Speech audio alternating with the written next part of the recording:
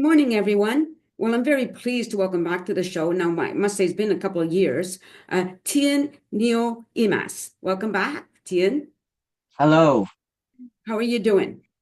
I'm fantastic. Thank you. Thanks for having me back on. It's Oh, awesome. it's my pleasure. One of the things that you posted some very personal things experiencing on Facebook, and I that's why I invited you on the show. If you take about that, about talk about that, about being Asian, about being transgender in Vancouver, and how that affected your life. So let's start with when did you come to Vancouver?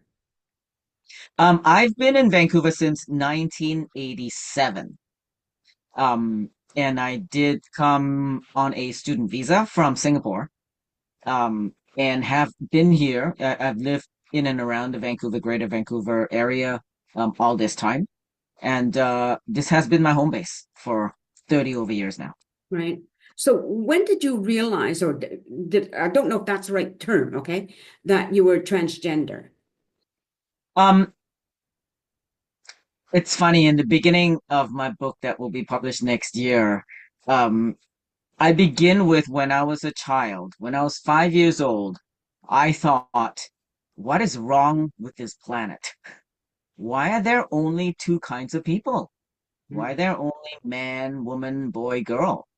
And I said, I just want to be me. Can't I just be me? I just want to be happy and be me.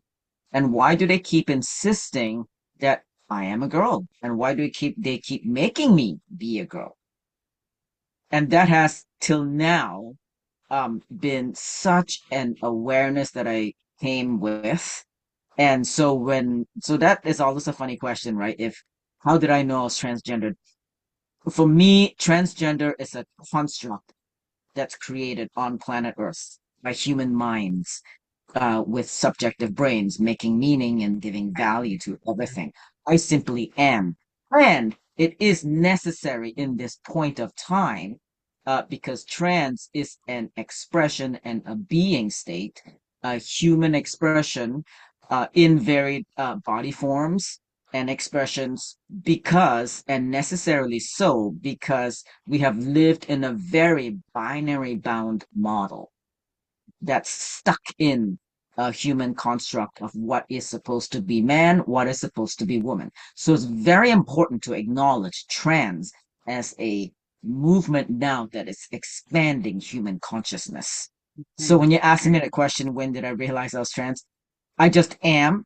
And um, at around in the 90s, I was like, okay, whatever. I don't know what I am. It doesn't matter. I never really cared what I am until somebody told me I had gender issues in 2000.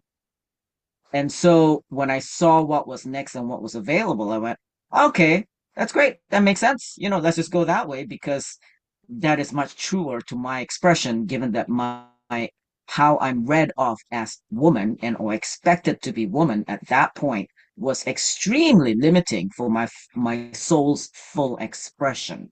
So I chose to transition to man because that gave me more, given we live in a patriarchal and sexist world, Mhm. gave me more options. And it also was a very natural expression for me. Right. I'd always been seen off as a boy when I was a kid anyway, so it was natural for me to move into a gender expression of man. And It's that was around, and then 2001 is when I transitioned. oh, okay. It's kind of interesting because as you're talking, I'm thinking about, if you're considered a tomboy, no problem, right? If you're a boy that has a little bit effeminate, that's a problem. Like it's kind of interesting how that is. Like I'm not a girly girl, but it's fine because I'm still identified as a female, So I don't have to be a girly girl. Like if you think about it that way in those terms, it makes you rethink things a little bit, right? Absolutely. Yeah, the terms are all starting to be broken down because it was so set in stone for a long time in our particular culture, in common culture. And now it's expanding, it keeps expanding. And now after this year, after the beautiful soul at the Olympics really challenged the mainstream because she was right there in the limelight. It and whether or not she knew that that was her soul's journey to really shake this whole issue up. That was perfectly timed, where people start to really question um, chromosomes, DNA, hormones, body type, strength factor, and then the gender norms of what is woman, the gender constructs of what is woman, all that started to collapse. So Mm. as we continue collapsing it all, which is what my sole purpose is to have these conversations and lead a way in allowing human beings to really access true freedom because you are soul. Gender is absolutely constructed, and there's no truth to any of that. Yeah, kind of interesting. Somebody said to me, I don't believe in transgender. And okay, okay, what does that mean? That in my mind, that means that you expect people to be either female or male, period. No in betweens. But if you look at the animals, the beasts on the planet, they're not a strict male or female. They don't care. They don't care at all. It's the humans who have given. So one of the things have given animals gender. Um, the animals just are, and there's a little section in my book where I talk about the humans have decided based on your sex organs, you are supposed to act a certain way. Right. And you look at the animals, and they only act a certain way different from each other when it's mating time Mm-hmm. and when it's looking after offspring time. The rest of the time, they hunt exactly the same way, they eat the same way, they clean themselves the same way, they kill each other the same way, they fight each other, squabble each other, climb from trees the same way. All expressions of their physical form in movement, in physical activity, is exactly the same. The only time is through the procreation act, the reproduction act. And that's it. But for some reasons, the humans seem to think that every action has to be gender bound and gender laden. And that's completely constructed by us. And Yes. we think we are the smarter mammal. Not so much. Well, aren't we the We're one just so trying not to free. that our own planet? Not the animals, it's us. Yeah. So much for being smarter. At the same time, people, how did those people that the one put on those gender labels, they don't have any explanation for somebody who's asexual. They don't have any explanation or for somebody who has both male and female sex organs. Because we know those things happen, right? I'm going to break down and give you a foundational um, definition right now, because I can hear in your speaking there is a lot of mix up as well in the languaging of it. And so, because we know that language is semantics, right? Language creates reality and perpetuates reality and notions and concepts. So we want to make sure our language is appropriately used Okay. based on what it means. So I usually have a slide, but I don't have that today. It says sex organs is not equal to gender, Okay. is not equal to sexuality. Okay. Did you get that? Yes, absolutely. So we have to be very clear when we speak about what we're referring to in this whole area. Right. Um, Sex organs is just sex organs. It's not man, it's not woman, it's not boy, it's not girl. Got Okay. it? Yes. It's form, and I always use the words form of. Okay. It gives it a lot of space, yes? As Mhm. opposed to this is how it should be.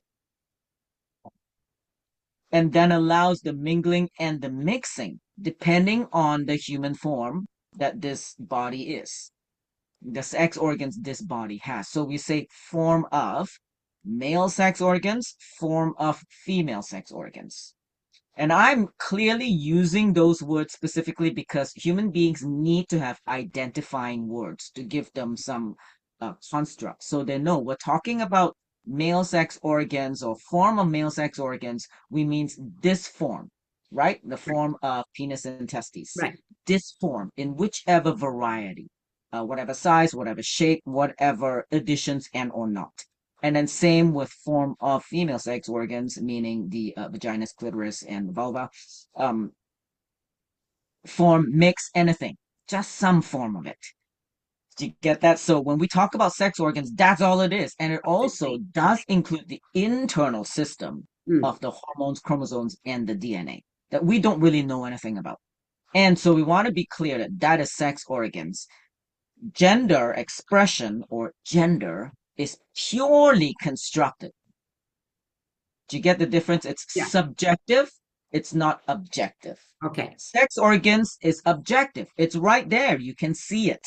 Right. Yes? Yeah. Objective, tangible. Anything that's subjective is Okay. created by the constructs of the brain that have given it meaning.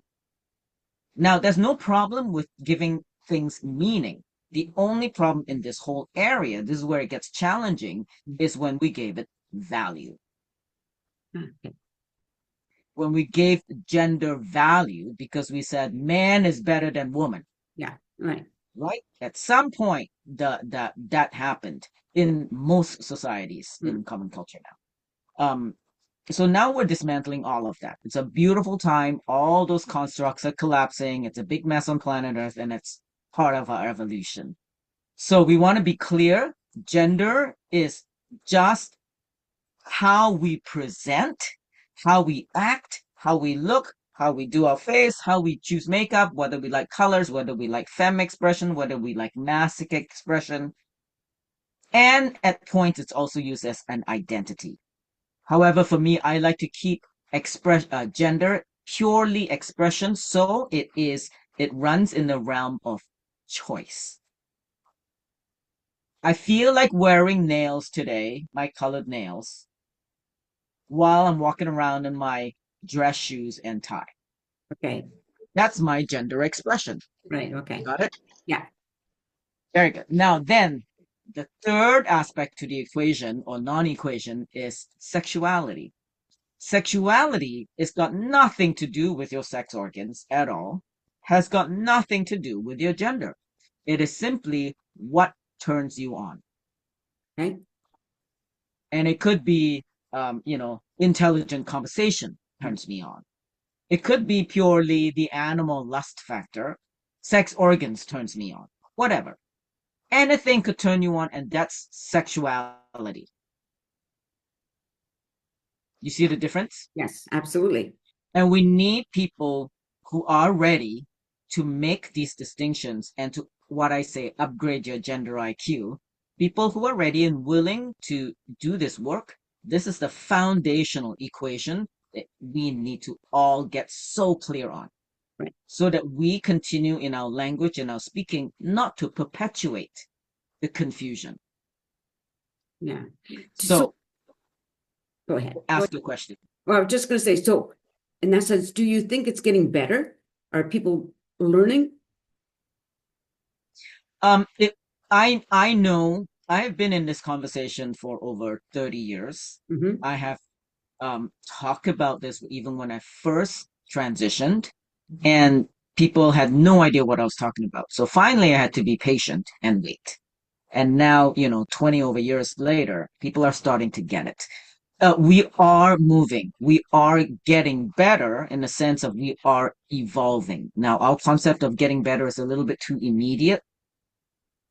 I see it taking a bit longer, Hmm. 5, 10, 20 years, because the new generations already are non-binary. The Okay. young folks coming out are already non-binary, which simply means they are much more interested in being a pure, free human being, Right. a, a soul expression. Just am. I just am. I just want to be happy. I don't matter. Whatever. Who cares? They already are born that way. We all were born that way. We were just brainwashed into being a gender Right. based on our sex organs, which is where it all got collapsed. Yeah. So Mm-hmm. the young kids are great. Don't worry about them. What we want to ensure is that those ones who are bringing them up are not stuck in the old belief system and the archaic gender norms and archaic gender paradigms, because that is restricting the child's free ability to choose their own expression and their own joy.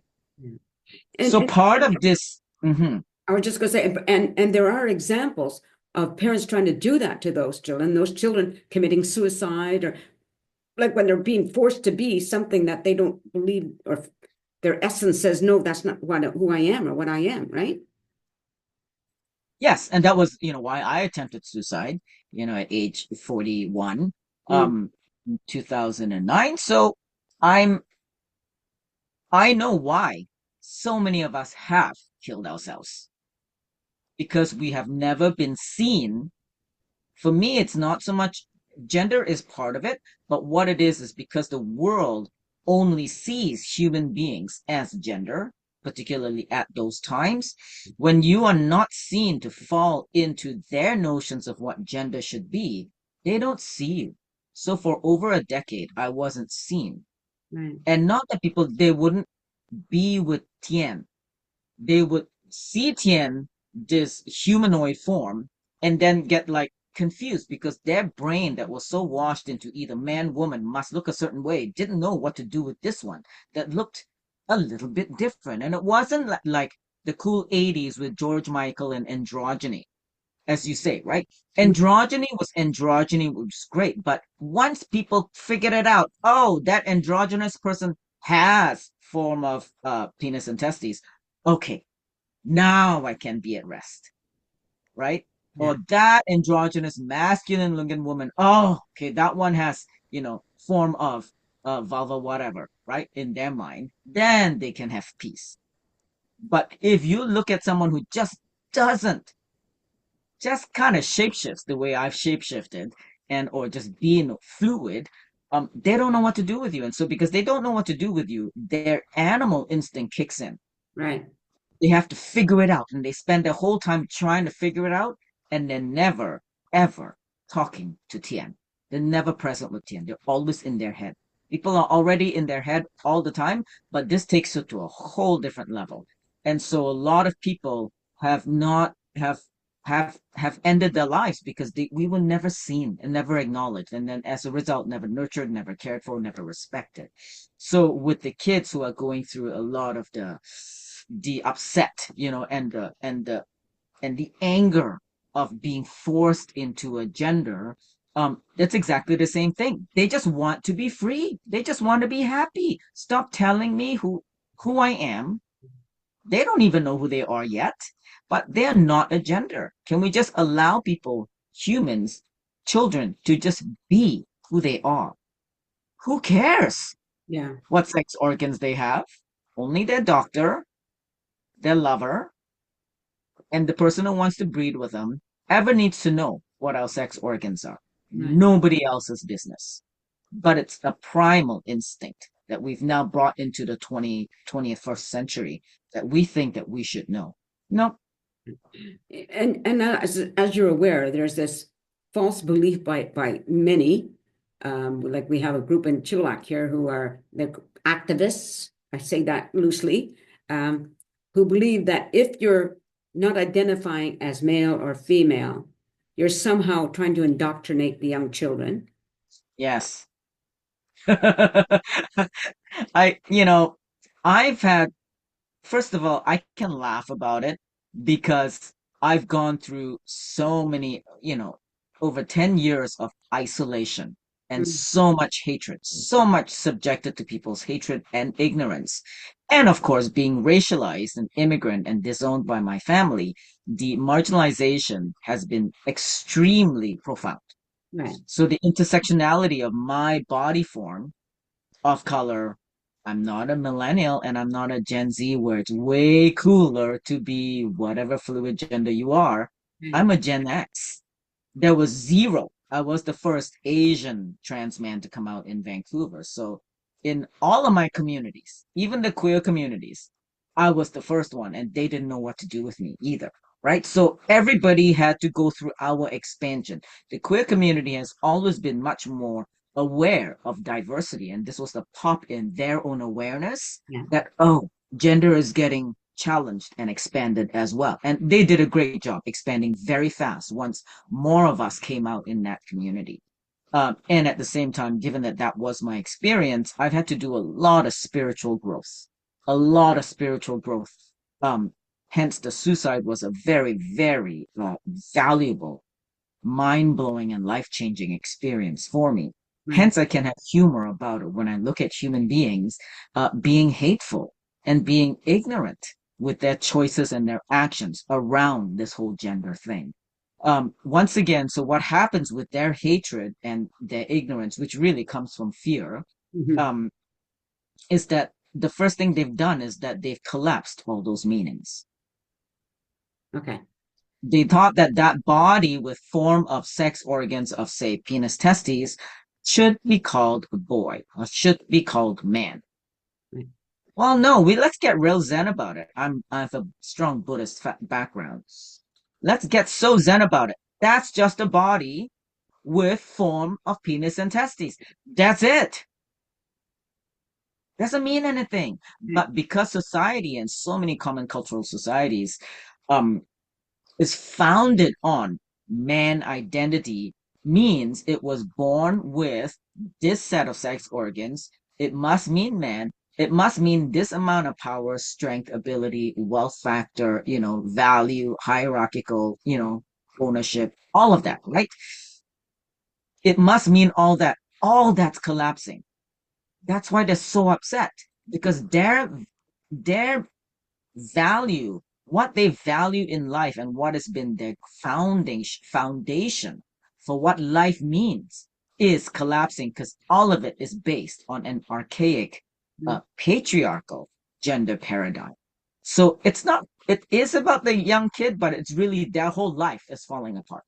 You Yeah. mean what? Man is not the boss anymore? What? You mean we can't own women anymore? What? You mean you mean other people are coming after my jobs? You mean that person can wrestle me and that one looks like a woman and I will lose? Oh my God, you mean all of that, that whole world. And we're talking both men and women are feeling this collapse because we will acknowledge a lot of women have also benefited in the old gender and patriarchal paradigm.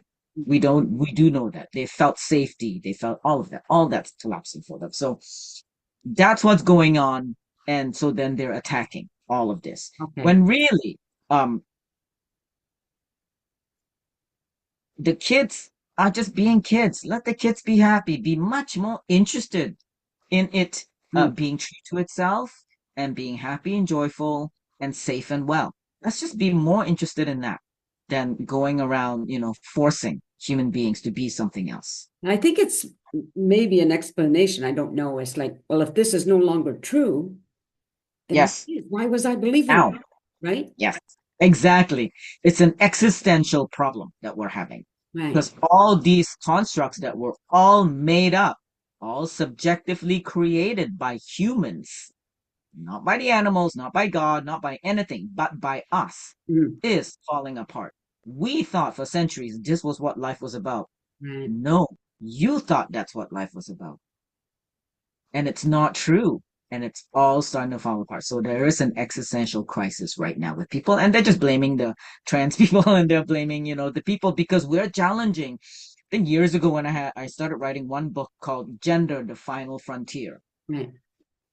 It's like, and this is it. We're looking at it going, yes, this is how the collapse of modern day society will have to happen because of gender, because that's the only thing that we've held truth. This is true. And 20 years I knew it's not true, but you guys are still not ready to see it. Now they're finally able to see it a little bit and they're freaking out. So my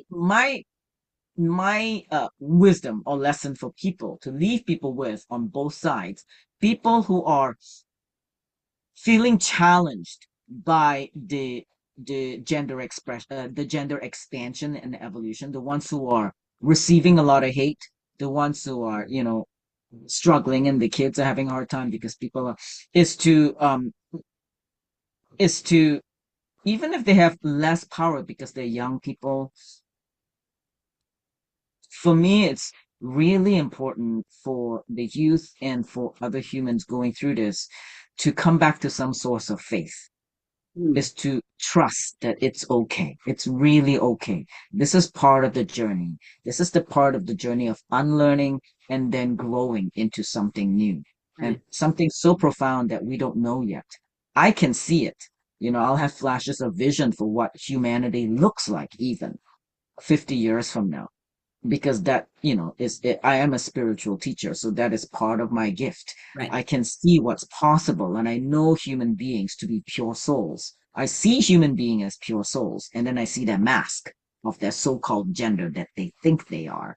But we want people to have faith and to also really cultivate a sense of even compassion, because if we uh, look after ourselves and be much more interested in not internalizing the hatred.